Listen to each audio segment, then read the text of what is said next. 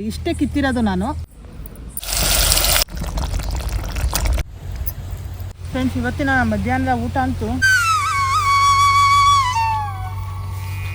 Hi friends, welcome back to my YouTube channel. Friends, ಎಲ್ಲರೂ ಹೇಗಿದ್ದೀರಾ? ಎಲ್ಲರೂ ಚೆನ್ನಾಗಿದ್ದೀರಾ ಅಂದ್ಕೊಂಡಿದ್ದೀನಿ.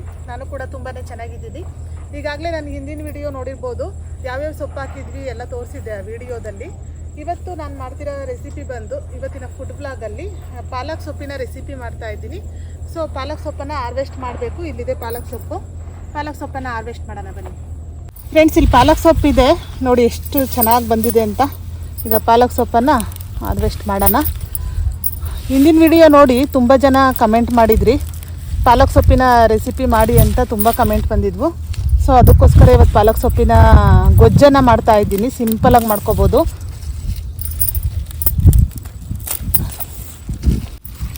ನೆಲ ನೆಂದಿಲ್ವಲ್ಲ, ಬುಡ ಸಮೇತ ಬೇರು ಸಮೇತ ಬರ್ತಿಲ್ಲ.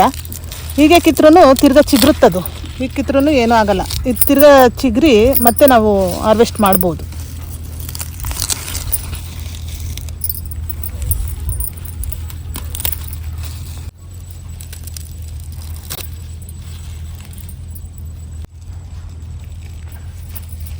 ಫ್ರೆಂಡ್ಸ್, ನಿಮ್ಗೆ ಯಾವುದಾದ್ರೂ ರೆಸಿಪಿ ಗೊತ್ತಿದ್ದರೆ ಕಮೆಂಟ್ ಮಾಡಿ. ಪಾಲಕ್ ಸೊಪ್ಪಿಂದ ಯಾವುದಾದ್ರೂ ರೆಸಿಪಿ ಗೊತ್ತಿದ್ದರೆ. ಇವತ್ತು ನಾನು ಮಧ್ಯಾಹ್ನದಿಂದ ಈ ಒಂದು ಫುಡ್ ಬ್ಲಾಗ್ನ ಸ್ಟಾರ್ಟ್ ಮಾಡಿರೋದ್ರಿಂದ ಮಧ್ಯಾಹ್ನದ ಊಟಕ್ಕೆ ನಮಗೆ ಪಾಲಕ್ ಸೊಪ್ಪಿನ ಗೊಜ್ಜನ್ನು ಮಾಡ್ಕೊತಾ ಇದ್ದೀನಿ ನಾನು. ಫ್ರೆಂಡ್ಸ್, ಪಾಲಕ್ ಸೊಪ್ಪನ್ನು 2 ಮಡಿಗೆ ಹಾಕಿದ್ದೀವಿ. ಇನ್ನು ತುಂಬ ಇದೆ ನೋಡಿ. ಇಷ್ಟೇ ಕಿತ್ತಿರೋದು ನಾನು. ಇಲ್ಲಿ ಕುತ್ಕೊಂಡು ಇಷ್ಟೇ ಕಿತ್ತಿದ್ದು. ಇಷ್ಟು ಸೊಪ್ಪಾಗಿದೆ, ಇಷ್ಟು ಸೊಪ್ಪು ಸಿಕ್ಕಿದೆ. ಇಷ್ಟಕ್ಕೇನೆ, ಇಷ್ಟು ಜಾಗಕ್ಕೇನೆ.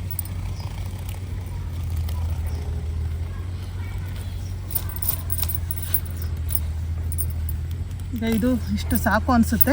ಗೊಜ್ಜಿಗೇನು ಜಾಸ್ತಿ ಬೇಕಾಗಲ್ಲ. ಇಷ್ಟು ಕಿತ್ತಿದ್ದೀನಿ. ಈಗ ಇದನ್ನೆಲ್ಲ ಸೋಸ್ಕೊಂಡು ರೆಡಿ ಮಾಡ್ಕೊಳ್ಳೋಣ.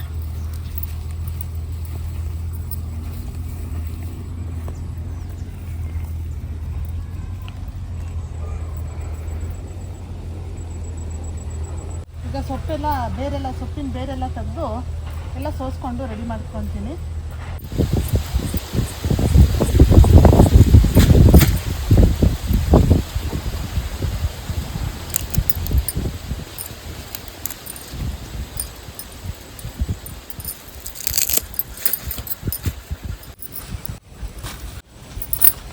ಫ್ರೆಂಡ್ಸ್, ಈಗ ಸೊಪ್ಪೆಲ್ಲ ಸೋಸಿದ್ದಾಯಿತು. ಇದನ್ನು ನೀರಲ್ಲಿ 1-2 ಸಲ ಚೆನ್ನಾಗಿ ತೊಳ್ಕೊಳ್ಳೋಣ.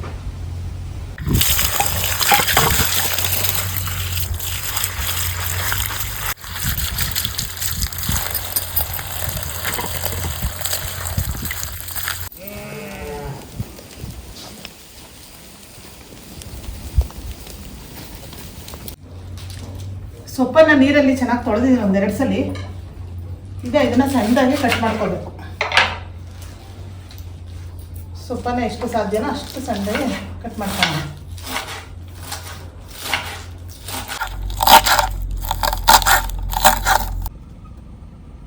ಫ್ರೆಂಡ್ಸ್, ಈಗ ಸೊಪ್ಪನ್ನು ಸಣ್ಣದಾಗಿ ಕಟ್ ಮಾಡಿ ಇಟ್ಕೊಂಡಿದ್ದೀನಿ. ಇಷ್ಟು ಸೊಪ್ಪಾಗಿದೆ. ಈಗ ಸೊಪ್ಪು ರೆಡಿ ಆಯಿತು. ಇದನ್ನ ಇಟ್ಕೊಳ್ಳೋಣ. ಈಗ ಒಲೆ ಹಚ್ಬಿಟ್ಟು ಮೊದಲಿಗೆ ರೈಸ್ ಮಾಡ್ಕೊಳ್ಳೋಣ. ರೈಸ್ ಆಗೋವಷ್ಟರಲ್ಲಿ ಪಾಲಕ್ ಸೊಪ್ಪಿನ ಗೊಜ್ಜಿಗೆ ಏನೇನು ಬೇಕು ಎಲ್ಲ ರೆಡಿ ಮಾಡ್ಕೊಳ್ಳೋಣ.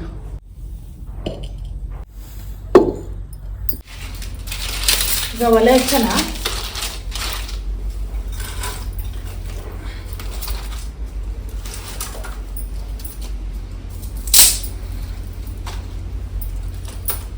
ಫ್ರೆಂಡ್ಸ್, ಈ ರೆಸಿಪಿನ ಸಿಂಪಲಾಗಿ ಮಾಡ್ಕೋಬೋದು. ರೈಸ್ ಆಗೋ ಅಷ್ಟರಲ್ಲಿ ಆ ಗೊಜ್ಜಿಗೆ ಏನೇನು ಬೇಕೋ ಎಲ್ಲ ರೆಡಿ ಮಾಡಿಕೊಂಡ್ರೆ ಅದೇ ಒಲೆ ಮೇಲೆ ಗೊಜ್ಜು ಕೂಡ ಮಾಡಿಕೊಂಡು ತಿನ್ಕೋಬೋದು. ಒಂದು 10 ನಿಮಿಷದಲ್ಲಿ 10-15 ನಿಮಿಷದಲ್ಲಿ ಈ ರೆಸಿಪಿ ಮಾಡ್ಬೋದು.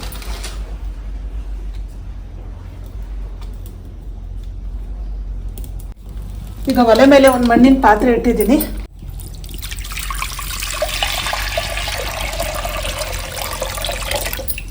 ಈಗ ಪ್ಲೇಟ್ ಕ್ಲೋಸ್ ಮಾಡೋಣ. ನೀರು ಬಿಸಿ ಆಗಲಿ. ನೀರು ಬಿಸಿ ಆದಮೇಲೆ ಅಕ್ಕಿ ತೊಳೆದು ಬಿಸಿನೀರಿಗೆ ಹಾಕ್ಬಿಟ್ರೆ ರೈಸ್ ಆಗಿಬಿಡುತ್ತೆ. ನೀರು ಬಿಸಿಯಾಗಿದೆ. ಇವಾಗ ತೊಳೆದಿರೋ ಅಕ್ಕಿನ ಹಾಕ್ತಾ ಇದ್ದೀನಿ.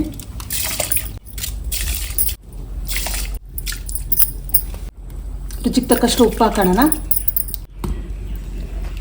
ಒಂದ್ಸಲಿ ಚೆನ್ನಾಗಿ ಮಿಕ್ಸ್ ಮಾಡಿ ಪ್ಲೇಟ್ನ ಕ್ಲೋಸ್ ಮಾಡ್ತೀನಿ. ರೈಸ್ ಆಗಲಿ. ಫ್ರೆಂಡ್ಸ್, ಈಗ ಬಿಸಿ ಬಿಸಿ ರೈಸ್ ರೆಡಿ ಆಗ್ತಾ ಇದೆ. ಈ ಕಡೆ ಗೊಜ್ಜಿಗೆ ಏನು ಬೇಕೋ ರೆಡಿ ಮಾಡ್ಕೊಳ್ಳೋಣ. ಒಂದು 3 ಈರುಳ್ಳಿ ತಗೊಂಡಿದ್ದೀನಿ, ಅದನ್ನು ಸಿಪ್ಪೆ ಎಲ್ಲ ತೆಗೆದು ಸಣ್ಣದಾಗಿ ಕಟ್ ಮಾಡ್ಕೊಳ್ಳೋಣ.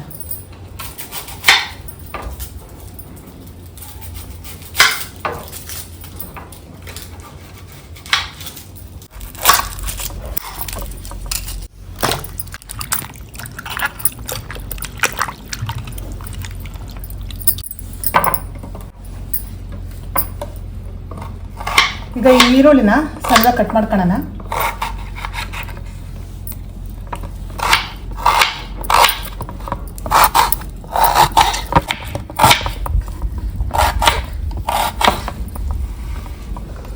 ಈರುಳ್ಳಿ ಕಟ್ ಮಾಡಿದ್ದಾಯಿತು. ಹಾಗೆ ಒಂದು 2 ಗಡ್ಡೆ ಬೆಳ್ಳುಳ್ಳಿ ತಗೊಂಡಿದ್ದೀನಿ. ಈ ಬೆಳ್ಳುಳ್ಳಿನ ನೀಟಾಗಿ ಸುಲಿದು ರೆಡಿ ಮಾಡ್ಕೊಳ್ಳೋಣ.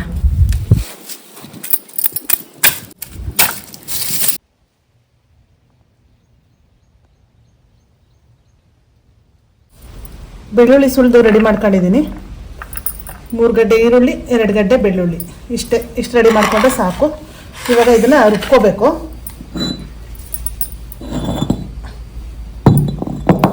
ಫ್ರೆಂಡ್ಸ್, ಈಗ ಈರುಳ್ಳಿ ಹಾಕೊತಾ ಇದ್ದೀನಿ. ಹಾಗೆ ಅದ್ರ ಜೊತೆ ಬೆಳ್ಳುಳ್ಳಿ ಸ್ವಲ್ಪನೇ ಹಾಕ್ಕೊಂಡು ರುಬ್ಬನ. ಎಲ್ಲ ಒಂದೇ ಸಲ ಹಾಕಿದ್ರೆ ನುಣ್ಣಗಾಗಲ್ಲ.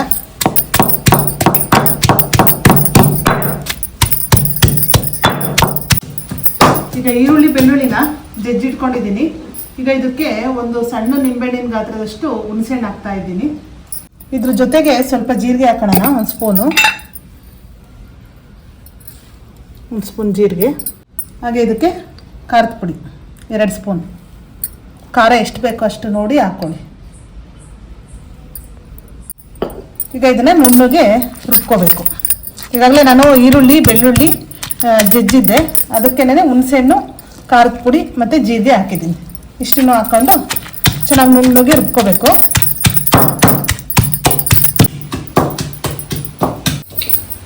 ಈಗ ಈ ಮಸಾಲೆ ರೆಡಿ ಆಯಿತು. ಇಷ್ಟು ನುಣ್ಣಗಾದರೆ ಸಾಕು.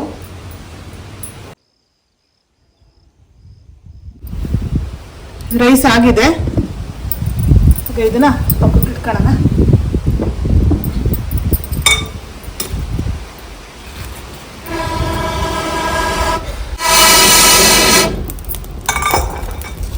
ಇದೇ ಒಲೆ ಮೇಲೆ ಒಂದು ಮಣ್ಣಿನ ಪಾತ್ರೆ ಇಟ್ಕೊತೀನಿ.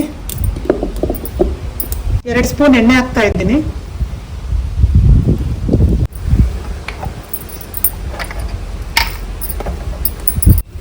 ಈಗ ಸಾಸಿವೆ ಹಾಕೋಣ. ಜೀರಿಗೆ ಹಾಕ್ತಾ ಇದ್ದೀನಿ, ಒಂದು ಅರ್ಧ ಸ್ಪೂನು. ಆವಾಗಲೇ ರುಬ್ಬೋದಕ್ಕೆ ಬೇರೆ ಜೀರಿಗೆ ಹಾಕಿದ್ವಲ್ಲ, ಇದಕ್ಕೊಂದು ಸ್ವಲ್ಪ ಒಂದು ಅರ್ಧ ಸ್ಪೂನ್ ಆಗೋಷ್ಟು ಹಾಕಿದ್ರೆ ಸಾಕು. ಹಾಗೆ ಕರ್ಬೇವಿನ ಸೊಪ್ಪು ಹಾಕೋಣ.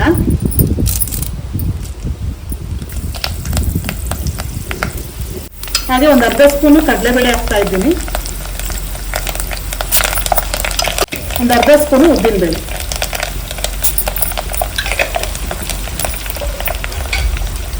ಈಗ ಕಡಲೆಬೇಳೆ ಮತ್ತು ಉದ್ದಿನಬೇಳೆ ಚೆನ್ನಾಗಿ ಸ್ವಲ್ಪ ಫ್ರೈ ಆಗಲಿ. ಫ್ರೆಂಡ್ಸ್, ಈಗ ಕಡಲೆಬೇಳೆ ಮತ್ತು ಉದ್ದಿನಬೇಳೆ ಚೆನ್ನಾಗಿ ಫ್ರೈ ಆಗಿದೆ. ಈಗ ನಾವು ಅವಾಗಲೇ ರುಬ್ಬಿಟ್ಕೊಂಡಿದ್ನಲ್ಲ ಮಸಾಲೆನ, ಆ ಮಸಾಲೆನ ಹಾಕ್ತಾ ಇದ್ದೀನಿ.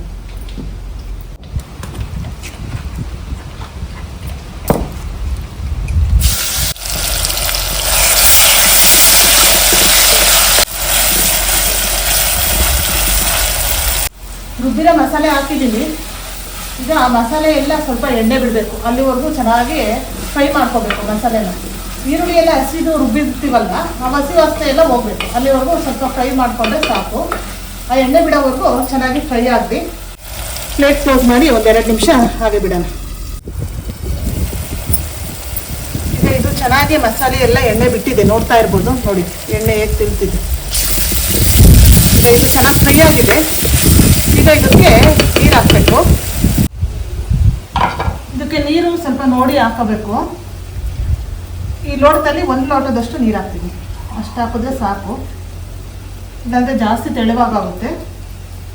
ಈಗ 1 ಲೋಟದಷ್ಟು ನೀರು ಹಾಕಿ ಇದಕ್ಕೆ ರುಚಿಗೆ ತಕ್ಕಷ್ಟು ಉಪ್ಪು ಹಾಕೋಣ. ಒಂದ್ಸಲ ಚೆನ್ನಾಗಿ ಮಿಕ್ಸ್ ಮಾಡಿ ಇದೊಂದು ಕುದಿ ಬರೋವರೆಗೂ ಕುದಿಸ್ಕೊಳ್ಳೋಣ.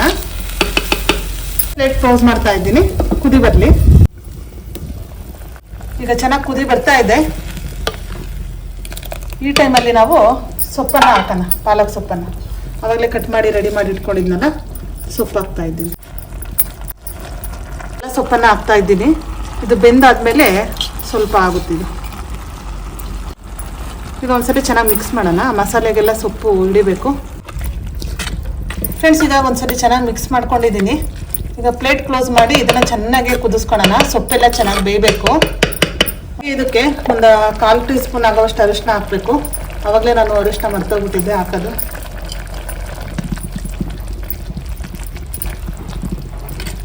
ಈಗ ಒಂದ್ಸರಿ ಮಿಕ್ಸ್ ಮಾಡಿ ಚೆನ್ನಾಗಿ ಕುದಿಯೋದಕ್ಕೆ ಬಿಡೋಣ.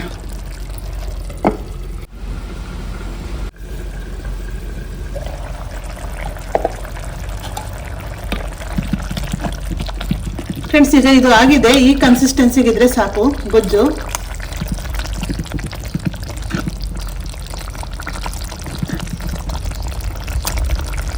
ಈಗ ಇದು ರೆಡಿ ಆಗಿದೆ. ಲಾಸ್ಟಲ್ಲಿ ಸ್ವಲ್ಪ ಕೊತ್ತಂಬರಿ ಸೊಪ್ಪು ಹಾಕೋಣ. ಈಗ ಒಂದ್ಸಲಿ ಚೆನ್ನಾಗಿ ಮಿಕ್ಸ್ ಮಾಡಿಕೊಂಡ್ರೆ ಬಿಸಿ ಬಿಸಿಯಾದಂತಹ ಪಾಲಕ್ ಸೊಪ್ಪಿನ ಗೊಜ್ಜು ರೆಡಿ ಆಯಿತು. ಈಗ ಟೇಸ್ಟ್ ಮಾಡೋಣ. ಬಿಸಿ ಅನ್ನದ ಮೇಲೆ ಪಾಲಕ್ ಸೊಪ್ಪು ಹಾಕ್ಕೊಂಡು ಅದಕ್ಕೊಂದು ಸ್ವಲ್ಪ ತುಪ್ಪ ಹಾಕ್ಕೊಂಡು ತಿಂತಾ ಇದ್ರೆ ಆಹಾ, ಅದ್ರ ಮಜಾನೇ ಬೇರೆ. ಬನ್ನಿ ಟೇಸ್ಟ್ ಮಾಡೋಣ. ಫ್ರೆಂಡ್ಸ್, ಇವತ್ತಿನ ಮಧ್ಯಾಹ್ನದ ಊಟ ರೆಡಿ ಆಗಿದೆ. ಬಿಸಿ ರೈಸ್ ಆಗಿದೆ, ಪಾಲಕ್ ಸೊಪ್ಪಿನ ಗೊಜ್ಜು ರೆಡಿ ಆಗಿದೆ. ತಟ್ಟೆ ಮೇಲೆ ಒಂದು ಬಾಳೆ ಎಲೆ ಹಾಕ್ಕೊಂಡು ಹಾಗೆ ನೀರು ಇಟ್ಕೊಂಡು ಒಂದು ಲೋಟಕ್ಕೆ ನೀರು ಹಾಕ್ಕೊಂಡು ನೋಡೋಣ. ರೈಸು ಮತ್ತು ಪಾಲಕ್ ಗೊಜ್ಜನ್ನು ಹಾಕ್ಕೊಂಡು ಟೇಸ್ಟ್ ಮಾಡ್ತೀನಿ ಹೆಂಗೆ ಬಂದಿದೆ ಅಂತ. ಬಿಸಿ ಬಿಸಿ ರೈಸ್.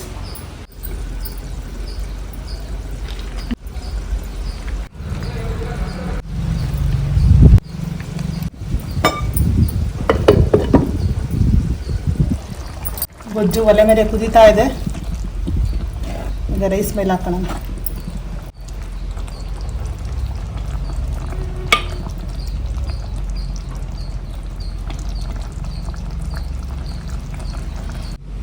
ಈಗ ಇದ್ರ ಮೇಲೆ 1 ಸ್ಪೂನ್ ತುಪ್ಪ ಹಾಕೊತಾ ಇದ್ದೀನಿ. ತುಪ್ಪ ಹಾಕೊಂಡು ತಿಂದರೆ ತುಂಬ ಚೆನ್ನಾಗಿರುತ್ತೆ.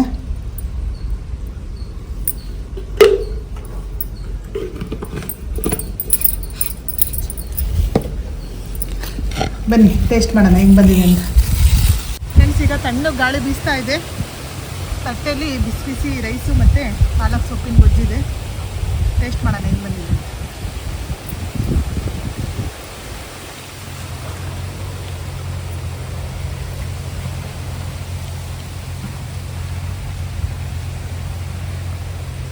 ಸೂಪರ್, ಚೆನ್ನಾಗಿ ಬಂದಿದೆ.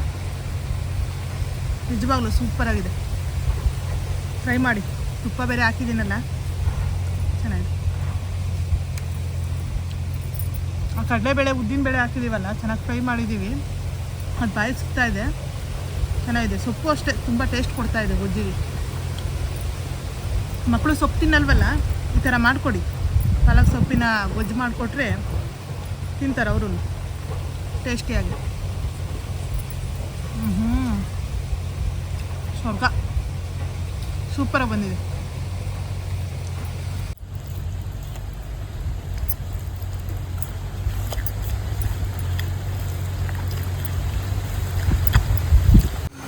ಈ ಪಾಲಕ್ ಸೊಪ್ಪಿನ ಗೊಜ್ಜು ಜೊತೆ ಚಪಾತಿನೂ ತಿನ್ಬೋದು.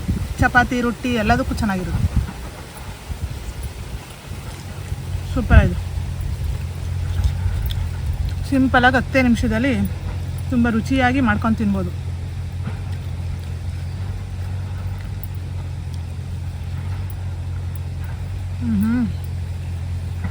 ಅದ್ಭುತ. ಫ್ರೆಂಡ್ಸ್, ಇವತ್ತಿನ ಮಧ್ಯಾಹ್ನದ ಊಟ ಅಂತೂ ತುಂಬ ಚೆನ್ನಾಗಿದೆ. ಇವತ್ತಿನ ಫುಡ್ ಬ್ಲಾಗ್ ತಮ್ಮೆಲ್ಲರಿಗೂ ಇಷ್ಟ ಆಗಿದೆ ಅಂದ್ಕೊಂಡಿದ್ದೀನಿ. ಇಷ್ಟ ಆಗಿದರೆ ವಿಡಿಯೋನ ಲೈಕ್ ಮಾಡಿ. ಹಾಗೆ ಮುಂದಿನ ಫುಡ್ ಬ್ಲಾಗಲ್ಲಿ ಯಾವ ಥರ ರೆಸಿಪಿ ಬೇಕು ಅಂತ ಕಮೆಂಟ್ ಮಾಡಿ ತಿಳಿಸಿ, ಅದೇ ರೆಸಿಪಿನ ಮಾಡ್ತೀನಿ. ಇವತ್ತಿನ ಫುಡ್ ಬ್ಲಾಗ್ ತಮ್ಮೆಲ್ಲರಿಗೂ ಇಷ್ಟ ಆಗಿದರೆ ವಿಡಿಯೋನ ಲೈಕ್ ಮಾಡಿ, ಶೇರ್ ಮಾಡಿ, ಹಾಗೆ ಸಬ್ಸ್ಕ್ರೈಬ್ ಮಾಡ್ಕೊಳ್ಳಿ. ಮುಂದಿನ ಫುಡ್ ಬ್ಲಾಗಲ್ಲಿ ಮತ್ತೆ ಸಿಗ್ತೀನಿ. ಅಲ್ಲಿವರೆಗೂ ಟೇಕ್ ಕೇರ್. ಬಾಯ್.